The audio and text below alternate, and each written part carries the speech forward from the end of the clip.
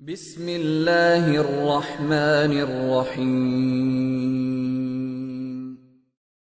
للہ نحمده ونستعینه ونستغفره ونؤمن به ونتوکل علیہ ونعوذ باللہ من شرور انفسنا ومن سیئات اعمالنا من يهده الله فلا مضل له ومن يضلل فلا هادي له ونشهد أن لا إله إلا الله وحده لا شريك له ونشهد أن سيدنا وسندنا ومولانا محمدا عبده ورسوله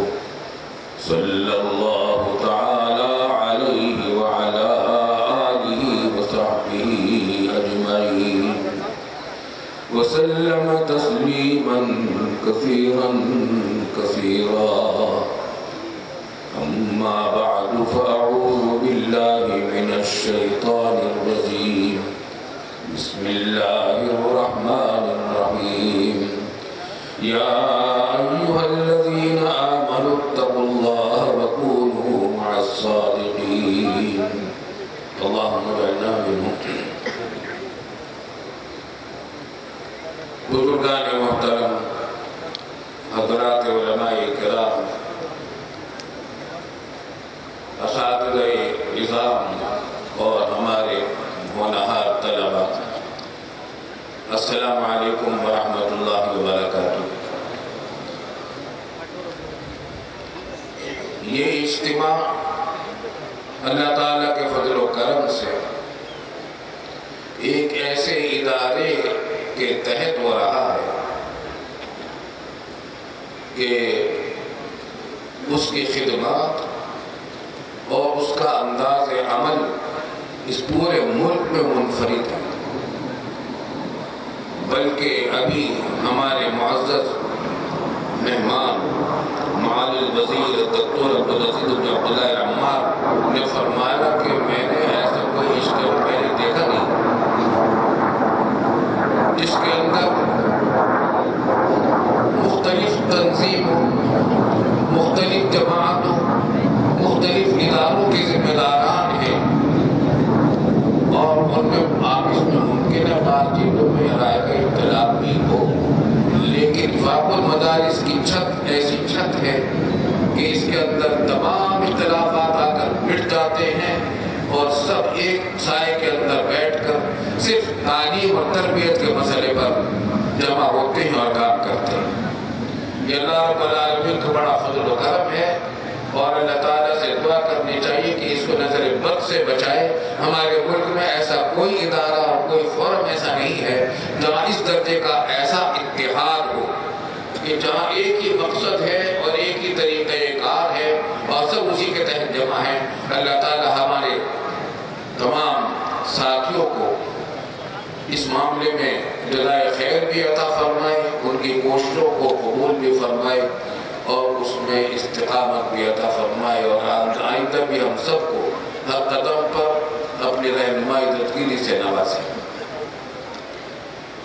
یہ اجتماع بنیادی طور پر صوبہ پنجاب کے ان طلباء کے اعزاز میں ہے جنہوں نے اللہ تعالیٰ کے فضل و کرم سے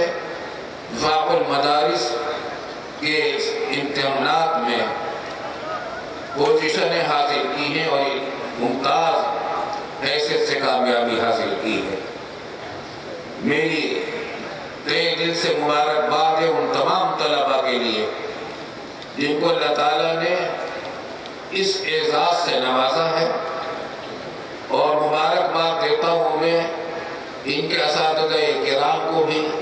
جن کی مساعی اور دن رات کی کوششوں کا یہ ثمرہ ہے، اور میری طرف سے مبارکباد بھی بلکہ ہم سب کی طرف سے مبارکباد کے مستحق ہیں ان طلباء کے والدین بھی جنہوں نے بڑی قربانیاں دے کر اپنے دل کے ٹکڑوں کو اس دینی علم دین کی خدمت اور اس کے حصول اور اس کی مہارت کے لیے خالص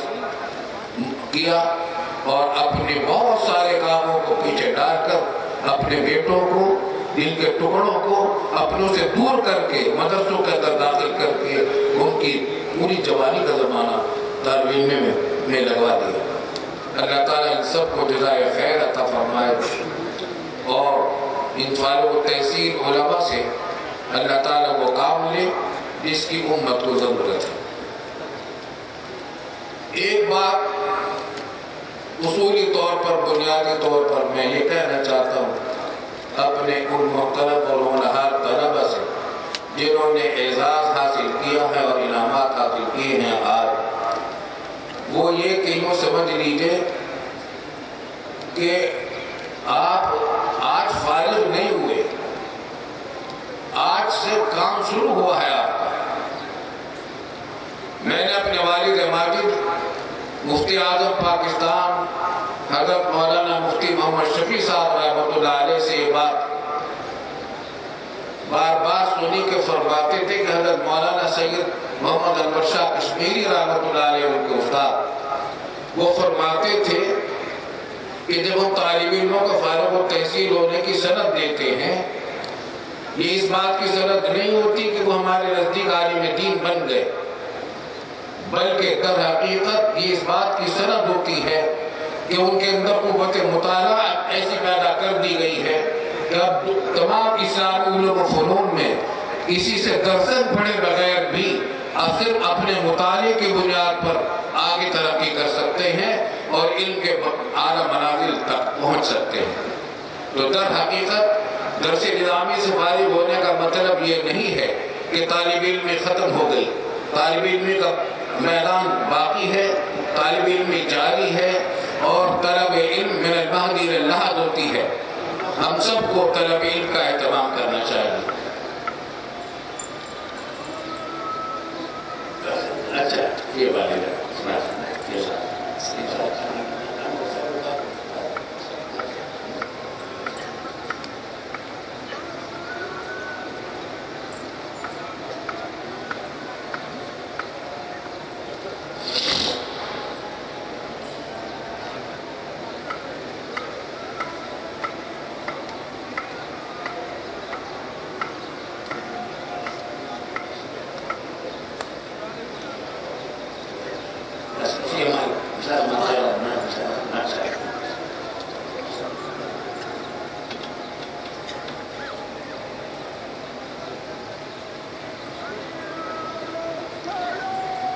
تو کہنا یہ ہے کہ حضرت مولانا سید محمد انور شاہ کشمیری رحمۃ اللہ علیہ کا یہ مقولہ میں نے والد ماجد سے بار بار سنا، تو فرماتے تھے کہ جب ہم کسی طالب علم کو فارغ التحصیل ہونے کی سند دیتے ہیں تو اس کا مطلب یہ نہیں ہوتا کہ وہ عالم دین بن گیا، بلکہ اس کا مطلب یہ ہوتا ہے کہ اس کے اندر قوت مطالعہ اتنی پیدا ہو گئی ہے کہ تمام اسلامی علوم و فنون میں اگر یہ اپنا مطالعہ بڑھائے گا اور کام کرتا رہے گا تو انشاءاللہ ایک اچھا بڑا عالم اور بڑا درجے والا عالم اللہ تعالیٰ ان کو بنا دیں گے۔ تو ایک بات تو یہ ہے کہ در حقیقت آج آپ فارغ نہیں ہوئے، آج سے آپ کے اوپر ذمہ داریاں شروع ہوئی ہیں۔ اس عظیم ذمہ داری کو نبھانا آپ کی ذمہ داری تو ہے ہی، ہماری دعا بھی ہے کہ اللہ تعالیٰ ہر قدم پر آپ حضرات کی اس میں رہنمائی اور تذکیری فرمائے۔ ایک بات تو یہ ہے۔ دوسری بات جو میں کہنا چاہتا ہوں وہ یہ ہے کہ اللہ تعالیٰ کے فضل و کرم سے یہ سارا برگ و بار اور یہ ساری رونقیں اور یہ سارے مدارس مرہون منت ہیں دارالعلوم دیوبند۔ دارالعلوم دیوبند کی شاخیں ہیں اور شاخوں کی شاخیں ہیں۔ آج دنیا میں جہاں کہیں علم صحیح کا کچھ کام اجتماعی طور پر کہیں ہو رہا ہے، اس پر دنیا بھر میں کہیں بھی ہو، کسی بھی ملک میں ہو، کچھ نہ کچھ حصہ دیوبند کا ضرور ہوتا ہے، اور بہت ساری جگہوں پر تو اکثر حصہ دارالعلوم دیوبند کا ہوتا ہے۔ اکابر دیوبند کو اللہ تعالیٰ نے صحابہ کرام کا نمونہ بنایا تھا۔ حضرت مولانا محمد قاسم نانوتوی رحمۃ اللہ علیہ، حضرت مولانا محمد قاسم مولانا